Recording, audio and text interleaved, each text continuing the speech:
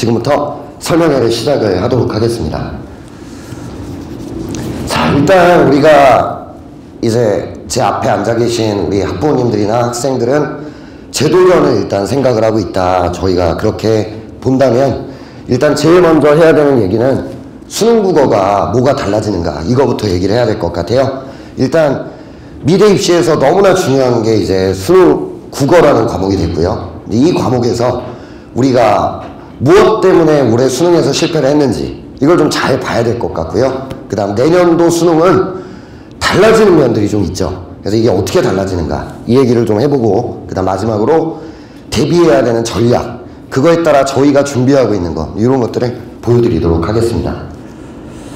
자, 일단 첫 번째입니다. 수능 국어가 내년도에 조금 달라지는 면들이 있어요.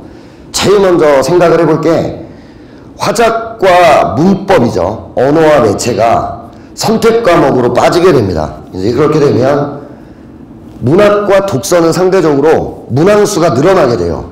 그러니까 지문의 구성 같은 것들은 작년과 크게 다르지 않지만 문항수는 2문제씩 증가하게 됩니다.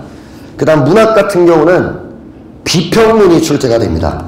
그래서 이게 우리 학생들에게는 좀 낯선 유형이 될 수 있어요. 몇 년 전에 한 2년 정도 이 비평문이 출제가 되다가 금방 없어졌었거든요.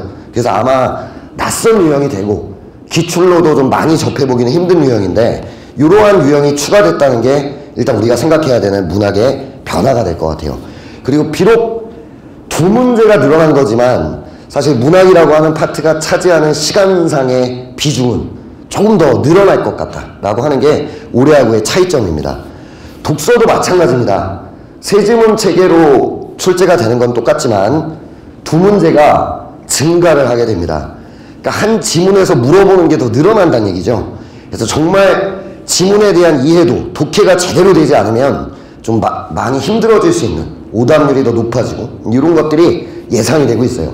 이 첫 번째 변화, 문학과 독서 문항수가 증가된 거, 이제 이런 것들이 내년도에 찾아올 변화입니다. 아마 시간에서 어려움을 겪고 있는 친구라면 내년도가 더 유리하다고 말할 수는 없을 것 같습니다. 그래서 문학이랑 독서가 문항수가 늘어나면서 오히려 생각해야 될 것들이 좀 많아지고 읽어야 될 것도 늘어나고 이런 구조로 변화된다는 게 일단 우리가 생각해야 되는 첫 번째 변화입니다. 두 번째는 EBS 비중의 감소입니다. 우리가 그래도 작년까지는 EBS 문학이라고 하는 것들을 열심히 공부를 했을 때 시간 단축이라는 효과가 좀 있었어요. 그래서 아이들이 EBS 문학 작품을 보고 그것들이 그대로 출제되는 것들이 좀 많다 보니까 시간이 좀 세이브되고 효율적으로 움직일 수 있고 하는 것들을 EBS 공부를 하면서 좀 누릴 수가 있었습니다. 근데 내년에는 EBS 연계도가 50%로 줄어들게 됩니다. 그만큼 EBS에 수록된 문학 작품들이 그대로 출제되는 거, 이런 일은 좀 막겠다는 거죠, 지금 출제 흐름이. 그리고 요 키워드가 좀 우리한테는 중요할 것 같은데요. 직접 연계가 아니라 간접 연계로 바뀌게 됩니다. 이렇게 되면 문학을 같은 작품을 출제하던 지금까지의 연계하고는 다르게 같은 작가의 다른 작품, 예를 들어 윤동주의 자화상이라는 시가 EBS에 수록돼 있다면 수능에는 윤동주의 다른 시를 낼 수 있는 거죠. 그것도 연계다. 이게 간접 연계입니다. 이렇게 돼버리면 EBS의 의지에서 공부하던 것들이 좀 상당 부분 희석될 수밖에 없어요. 이런 게 내년도에 우리가 생각해야 되는 부분입니다. 그럼 또 무슨 문제가 생기냐면 EBS 공부 열심히 해서 문학에서 시간을 세이브를 하겠다 이렇게 생각했던 친구들이 내년에는 문제가 좀 있겠죠. 그게 아마 잘 안 될 겁니다. 이런 것들을 생각을 좀 해야 되는 게 우리가 해야 되는 첫 번째인 것 같아요. 수능 국어의 변화. 그리고 마지막으로 세 번째입니다. 누가 그래도 일단 화작과 언매를 선택을 해야겠죠. 둘 중에 하나를 선택을 해야 되는 게 이제 우리에게는 남겨진 몫이 될 텐데요. 일단은 장단점은 명확합니다. 그동안 우리가 해왔기 때문에 화작이라고 하는 건 공부할 때 들어가는 시간은 적어요.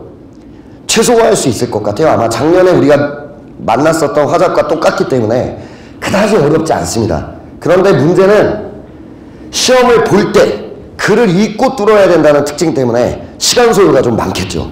이건 어쩔 수 없는 부분일 것 같아요. 요 시간 소요라는 측면 때문에 화작을 선택했을 때 아까부터 제가 말씀드렸지만 문학과 독서가 조금 바뀌었잖아요. 시간 소모는 작년보다는 조금 더 커질 겁니다. 문학과 독서에서. EBS 연계까지 떨어지니까요. 그 상황에서 화작까지 선택했다라고 하면 일단 시간상의 불리함을 안고 출근한다. 이런 것들은 좀 생각해 보실 수 있습니다. 엄매는 시간 소모를 줄여줄 수 있습니다. 문법 공부를 탄탄하게 했을 경우에는 문제 풀리는 속도는 아주 빠르죠. 그리고 이번에 수능에 새로 추가되는 부분이 매체라는 부분이거든요. 근데 이 부분은 난이도가 아주 쉽습니다. 그래서 아이들이 아마 엄매를 선택할 때 최대 장점, 시간 소요가 작다. 그 다음 화작을 선택했을 때 최대 단점은 시험장에서 시간을 많이 잡아먹는다. 이게 좀 단점이 될 것 같아요. 그런데 생각해야 되는 부분이 이것만 있는 게 아닌 게 문제죠. 또 하나는 공부 투자 시간입니다. 뭐 예를 들어서 내가 지금 국어도 4등급, 영어도 4등급, 탐구도 4등급입니다. 이런 상황에서 엄매까지 공부를 해야 되는 상황이 온다면 사실 쉽지 않죠. 그런 상황이라면 사실 화작을 선택하는 게 답이 될 수 있다. 뭐 이런 여러 가지 장단점, 개인의 성향에 따라 이 선택 과목이 달라져야 될 것 같아요. 이게 지금 우리가 봐야 되는 화작과 엄매의 특징입니다. 제가 데이터를 하나 보여드릴게요. 자, 이게 최근 4년 동안의 화작과 문법의 정답률입니다. 이렇게 보면 너무 확연하게 차이가 나죠. 화작은 84%부터 92%까지 굉장히 좀 높은 편입니다. 정답률이. 이 정도면은 쉬운 거죠. 아주 쉬운 거죠. 난이도는. 근데 문법은 평균 정답률이 지금 이래요. 21학년도를 합치면 더 낮아요. 정답률이. 근데 이런 게 지금 현실입니다. 그래서 문법은 난이도라는 문제까지 있네요. 그러니까 엄매를 선택했을 때 시간 단축이라는 좋은 점은 있습니다. 하지만 난이도. 기껏 선택해가지고 공부 열심히 했는데 3개, 4개 틀려버리면 의미가 없죠. 그래서 난이도라는 문제, 그 다음에 공부를 투자할 때, 공부할 때 들어가는 시간을 좀 많이 투자해야 된다. 이런 면에서 장단점이 되게 명확해요. 그래서 이건 우리가 준비할 때 내 특징, 내가 지금 어떤 사람이냐, 그리고 어떻게 준비를 해야 되나, 여기에 따라 확연하게 선택이 좀 갈릴 거다라고 보여집니다. 근데 되게 분명한 건요, 재수를 하는 거잖아요, 우리가. 엄매를 선택했다가 화작으로 넘어갈 수는 있습니다. 근데 화작을 선택했다가 엄매로 뭐 9월 평가원 끝나고 넘기겠다. 아마 힘들 겁니다. 문법 공부할 게 워낙 많다 보니까. 그런 특성을 고려한다면 초창기에 상위권 아이들은 거의 다 엄매로 갈 겁니다. 근데 이제 중하위권 아이들은 화작으로 가겠죠. 근데 설사 엄매로 갔다 하더라도 6평, 9평이 지나가면 엄매 선택자 중에 난이도에 크게 딘 친구들이 이제 화작으로 넘어가는 현상들이 생길 거예요. 그래서 아마 수능까지 가고 나면 화작이 더 많은 아이들이 시험을 보게 되는 그런 파트가 될 것 같습니다. 그러면 또 걱정이 되죠. 엄매를 선택했을 때 난이도 때문에 내가 손해를 보지 않을까, 이런 생각들을 할 수 있거든요. 그래서 평가원에서는 보정 작업을 하게 됩니다. 이게 무슨 말이냐면 언어와 매체를 선택한 사람들의 문학과 독서의 평균 점수를 구하고요. 그 다음에 화작을 선택한 사람들의 문학, 독서 평균 점수를 구해요. 이렇게 되면은 거의 필연적으로 엄매 선택자의 문학, 독서 평균 점수가 높을 겁니다, 아마. 이렇게 될 텐데, 그러면 화작이랑 엄매 점수를 매길 때 이 평균 점수로 보정을 들어가요. 그러니까 아마 화작을 3개 틀린 애랑 엄매를 2개 틀린 애가 똑같을 수 있다는 거죠, 점수가. 이런 식으로 평균 점수를 고려하여 엄매와 화작 점수의 보정 작업을 하게 됩니다. 그러니까 난이도 측면을 약간 평가원 입장에서는 좀 정확하게 보여주겠다, 이런 생각을 하고 있는 것 같아요. 이제 이게 올해 수능 국어의 최대 화두, 화작 vs 엄매입니다. 이거는 이제 개인 상황에 따라서 정말 신중하게 생각하고 결정하는 게 맞을 것 같다, 이런 생각이고요. 만약에 엄매를 선택한다면 초창기 때 잡아야 돼요. 어떻게든 재수 초기에. 초반에 못 잡으면 거의 필연적으로 화작으로 넘어가게 될 겁니다. 시간만 버리고. 그러니까 엄매를 할 거라면 초창기 때 제대로 공부해야 된다. 이게 되게 중요할 것 같고, 화작을 선택한다면 화작에서 시간 단축을 위해 고민을 좀 많이 해봐야 된다. 이 두 가지가 열쇠가 될 것 같습니다. 이 정도 말씀드리면 올해 수능 국어의 큰 변화 3가지를 말씀드렸습니다. 정리를 해보자면요, 문학과 독서는 문항수 증가로 인해 올해보다는 시험장에서 문학 독서에 쓰는 시간이 조금 조금 더 늘어날 거다. 거기다가 EBS 문학 연계도가 떨어집니다. 부모님들께서 이제 이게 무슨 의미인지 정확히 모르시겠지만 아이들은 아마 학생들은 느끼실 거예요. 그러니까 문학 작품이 EBS에서 그대로 나오는 시대가 이제 아니라는 얘기입니다.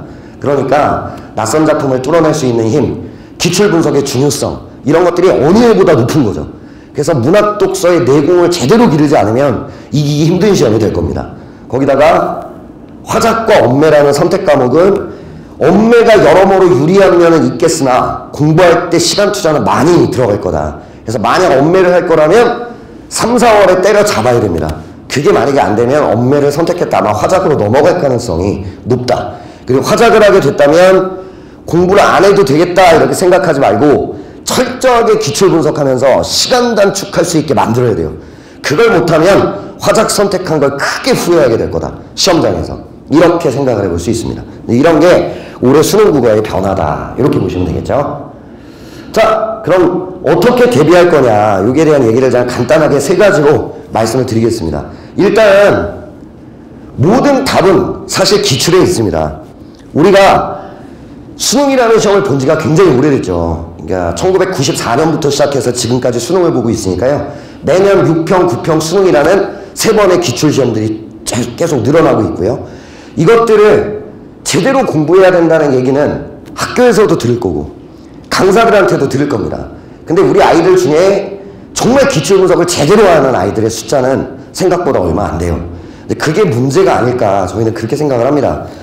제가 이거를 가져오면서 사실 학부모님들이 좀 지루하실 수 있겠다 생각은 들었습니다만 작년 문제들 샘플을 좀 가져왔습니다. 우리가 9월 모평 때 드문 일이거든요. 원래 문학은 오답률 1등을 할 때가 별로 없어요. 10등 안 해도 잘 없습니다. 문학은. 근데 작년 9월 평가원 때 오답률 전체 1등을 했던 문항이 문학에서 출제가 됐습니다. 그게 고정시가거든요. 그 문학 문제에 일부를 제가 가져왔어요. 작품은 아이들이 다 알았을 겁니다. 윤선도의 만응이라는 작품이고요. EBS에 그대로 수록돼 있었어요.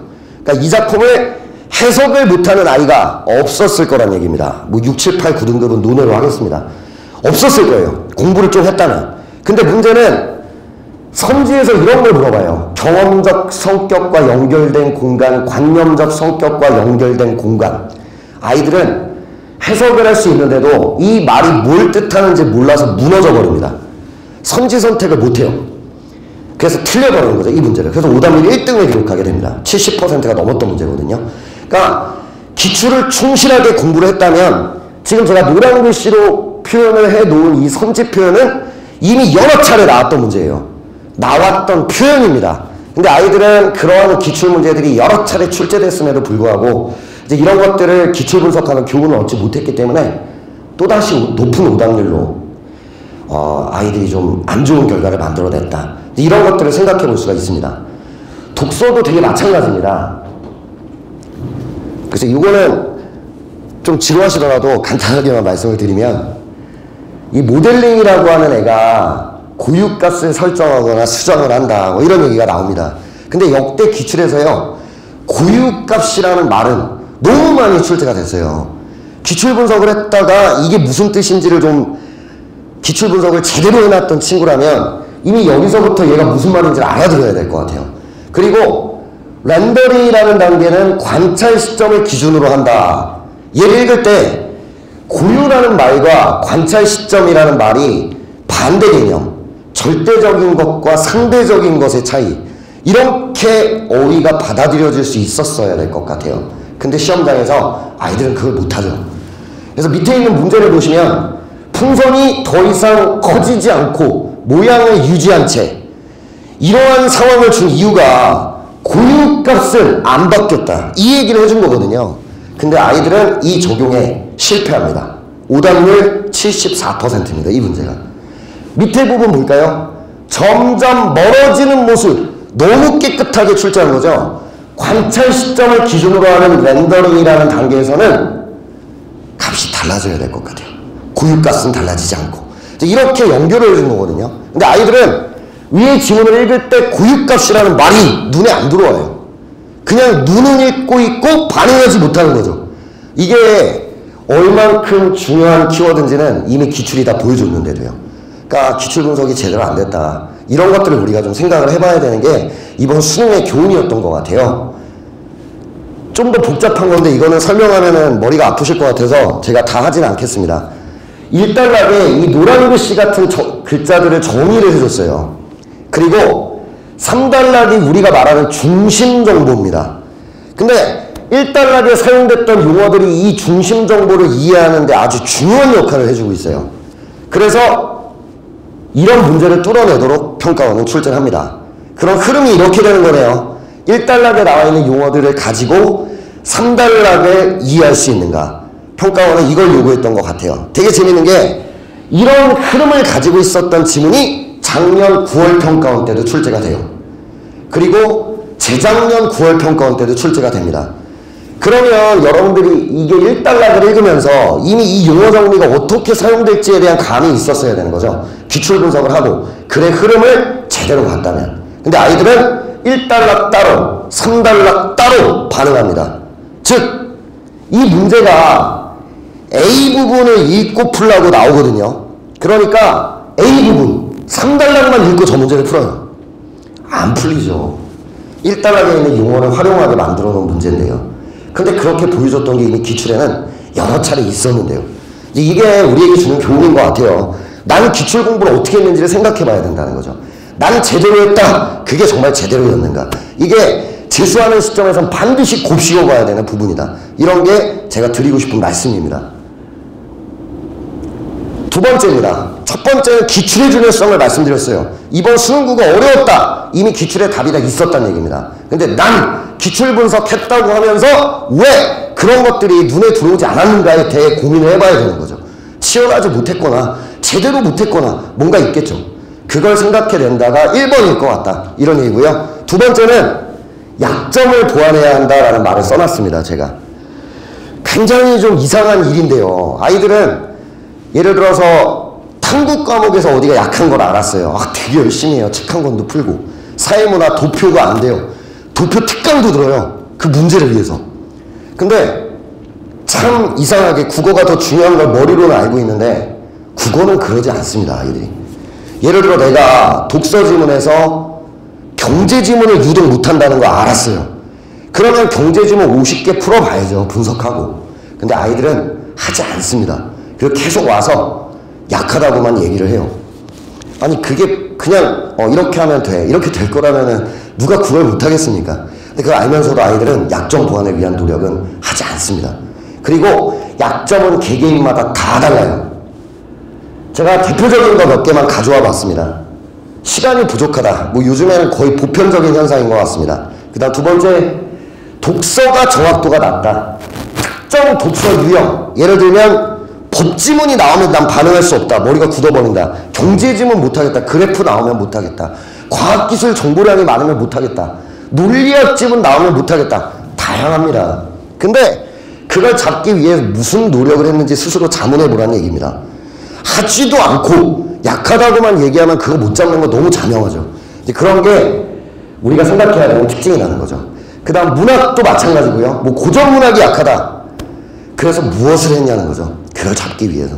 그런 것들이 선행되지 않기 때문에 국어를 잘하실 수 없었던 겁니다. 이런 걸 스스로 고민해보고 약점을 도출했다면 치열하게 훈련하고 이런 것들이 이루어지지 않은 상태로 국어를 잡을 수 있는 과목은 아니에요. 그게 제가 던져드리는 두 번째 화두입니다.